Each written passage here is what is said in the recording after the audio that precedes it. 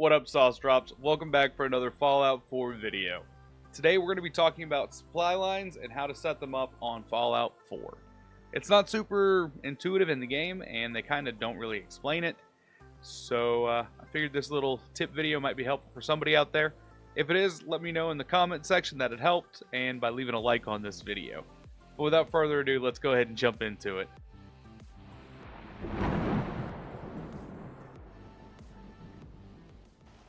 Alrighty, so the first thing you're going to need to check out, go into your perks. You're going to need to go over to Charisma, level 6. Local Leader, level 1 is required to create supply lines. So definitely make sure you have at least 6 Charisma if you're wanting to do this. And you only need level 1, you don't need level 2. Now, first and foremost, you're going to find someone in your workshop menu when you walk up to them that's unassigned, like this guy right here. You're going to press RB on him, and then it brings up a list of the settlements that you have. So I'm going to send him to the Slog and assign him there. And if I look back at him, now he is a provisioner instead of a settler.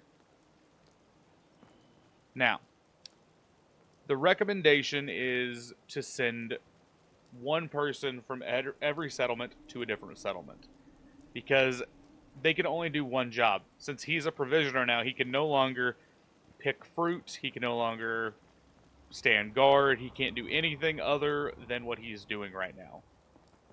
So that's a good rule of thumb. Now, the amount of people you can have per settlement changes depending on your charisma level. So my charisma, as we saw earlier, is decently high. My charisma right now is 9. So since my charisma is 9, I can have 19 people in my settlement, because it's your charisma level plus 10. So I can have a pretty high number. So, like this person right here, I wouldn't want to send off because they actually have a job they're already doing. Now, whenever you look at named people, the majority of named people you're not going to be able to send off. Like Mama Murphy, Preston, anybody like that, you're not really going to be able to send off as a settler or as a provisioner for your supply lines. For some of them it lets you, I'm not really sure why. But we are going to send him off to Abernathy. Since I do have a bigger settlement, I'm just going to send them all off for the most part. As you can see, I can't send Preston anywhere, so don't worry about him.